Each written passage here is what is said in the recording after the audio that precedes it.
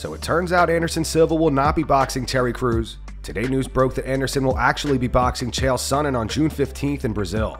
E aí galera, tudo bem? Então, olha só, todo mundo tava na expectativa, né, da luta ser eu e o Terry Crews, mas não vai ser com o Terry. Terry é um grande amigo, meu grande amigo que eu tenho, um cara que eu amo muito, que eu tenho um carinho muito grande, mas não vai ser com o Terry. Mas hoje no Fantástico, hoje à noite no Fantástico, vocês vão poder saber quem é o meu adversário. Então daqui a pouquinho no Fantástico, vocês vão poder ter acesso a quem vai ser meu verdadeiro adversário na minha última luta aqui no Brasil. Então fiquem ligados no Fantástico hoje à noite. Eu também estou empolgado para saber quem é. Não sei ainda quem é, mas hoje no Fantástico eu vou saber junto com vocês. Então eu espero vocês mais tarde no Fantástico, tá bom? Um beijão, até mais tarde. Oh, Anderson, yoo-hoo!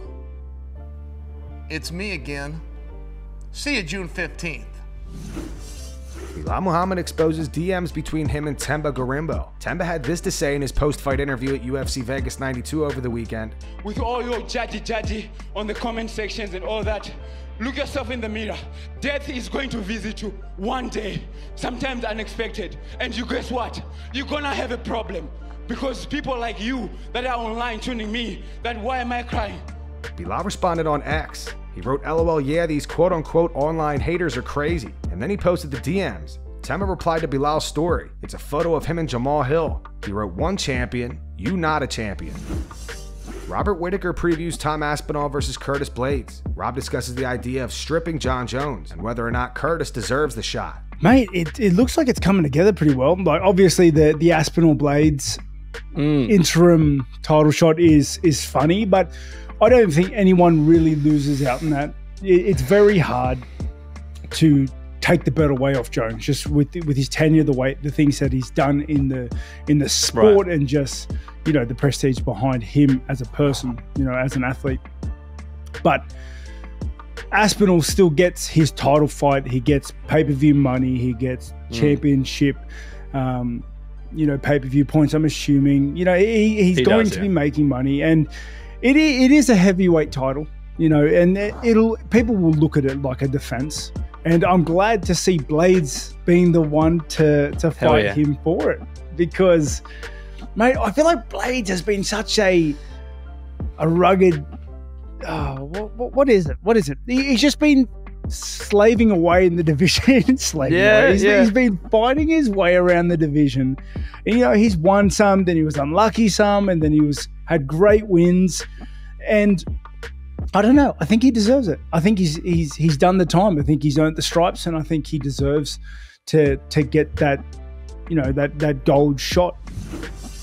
Alex Pereira grapples his son. It's on the road to UFC event with 3 consecutive wins that put him on track for a call to the big show. Togo's got that call for tonight's showdown with C, and he plans on making the most of his opportunity. Coming up next, Umar C faces Togos. E agora?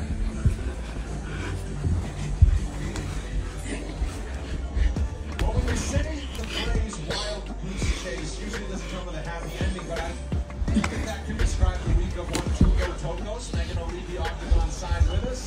It's been a week. E agora? It certainly has. We have landed in Abu Dhabi and got the call down midnight local time that E agora?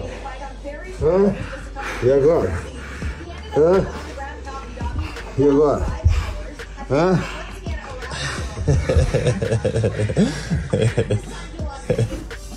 Renato Moicano feels disrespected that he didn't get the Paddy Pimblett fight. Paddy is now booked to fight Bobby Green at UFC 304. Renato, however, says the fight does make sense and expects Paddy to win. Paddy Pimblett run away one more time, and I'm going to explain why and how, my brother. The level of disrespect is unbelievable, my brother. Especially because I have been asking for the fight for a long time, and Paddy replied to me 2 days ago. I made a video and he commented on my Instagram saying, hey, let's go, let's do the fight 1 day ago. And then they announced yesterday the fight against Bobby Green.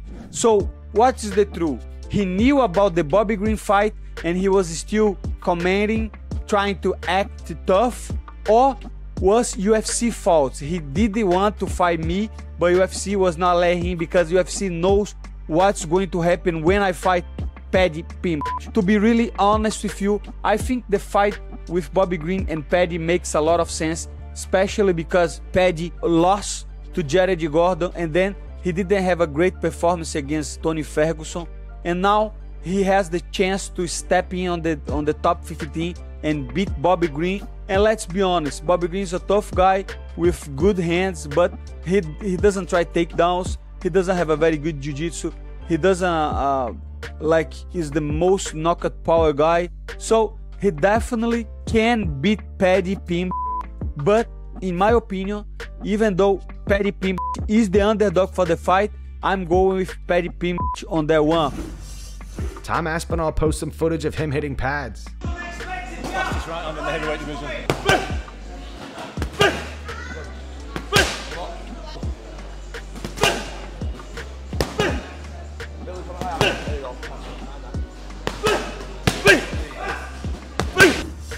So this footage is going around social media of Joaquin Buckley appearing to get rocked in sparring.